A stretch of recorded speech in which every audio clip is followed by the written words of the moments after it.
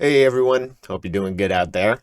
So today what we're going to be going over is religions, how to place them into your game and how to make them interact with your lore so they become intricate, fun parts of your game instead of just, I'm the follower of Pelor, and then never talking about it again.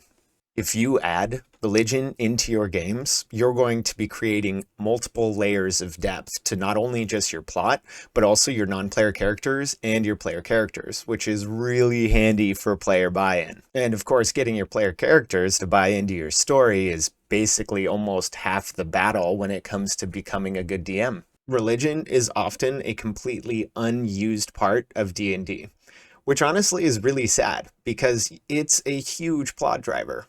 Huge plot driver. I mean, if you look at world history, like especially in medieval times, it was the one thing that was driving the plot for hundreds of years.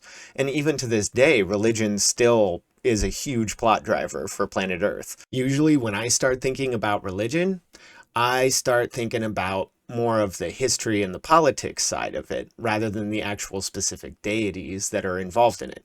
I usually actually kind of let my player characters decide what kind of a deity they want to follow as long as they're not a power gamer or a min-maxer or a murder hobo or any of those terrible things. Let's go over an example. So here we have the Histadi Empire in its zenith. The Histadi Empire at this time had a polytheistic religion where they worshipped multiple gods. But early on, when they conquered Elamrin, they conquered a people who were monotheistic. They only believed in one god, and they did not like the pantheon of the Histadi Empire. Over time, this monotheistic elven religion spread to places like the United Trade Cities, Fairweather Valley, and the colonies of New Hope. This monotheistic religion became a real thorn in the sides of the Histadi Empire.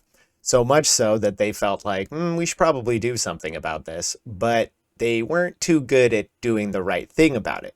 Instead, what they did is they just pushed all of the rabble-rousing monotheists downstream. They went to the United Trade Cities, to the Fairweather Valley, and over down here to the colonies of New Hope. The Histadi were pretty short-sighted in this approach, because what they ended up doing is concentrating this religion in places far away from them where they could organize and start to rebel. Soon there was the spark of civil war, and it all started right down here in Vanderfell, where there was a massacre where a bunch of the polytheistic legionnaires basically slaughtered everybody who was a monotheist, and things got a lot worse after that. The Civil War was completely unmanageable by the Histadi Empire, not just because the monotheists rebelled, but also because the Northerners rebelled. The Histadi eventually lost the Civil War because so many different states rebelled against them,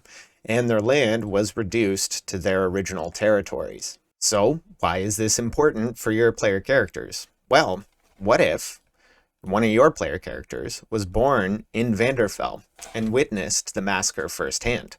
That would be a pretty good reason for becoming a monotheistic cleric or paladin. And that sort of depth for your character is going to help you buy into the game. Maybe the character was a refugee sent to the free colonies of New Hope. Maybe that character still has family left in the Histadi Empire.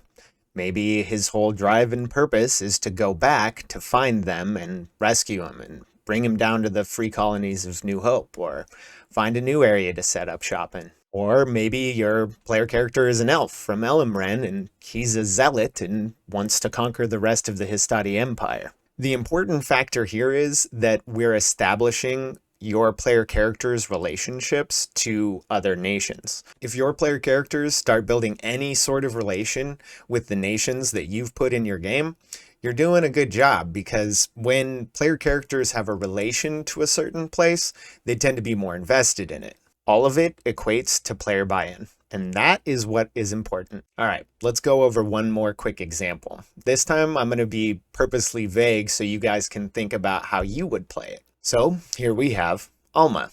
Now, as you can see, Alma is pretty close to the Histadi Empire and Elamrin, and these guys did not like that monotheistic religion so much, but there was one particular guy in Alma that really latched onto it.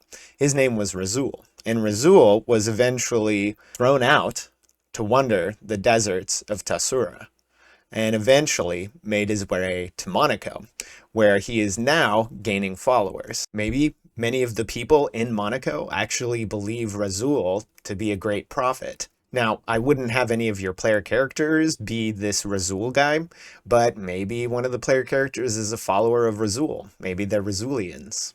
What does this new monotheistic sect mean for this part of the continent? How is it going to react to other more well-established nations with older religions? So feel free to add some lore into the comment sections, and hey, if it's good, I'll definitely canonize it. Well, alright guys, I think that just about covers it for this one. If you liked it, hey, press that like button for me, and maybe think about subscribing. Yeah, just throwing it out there. Alright guys, have a good one. Peace.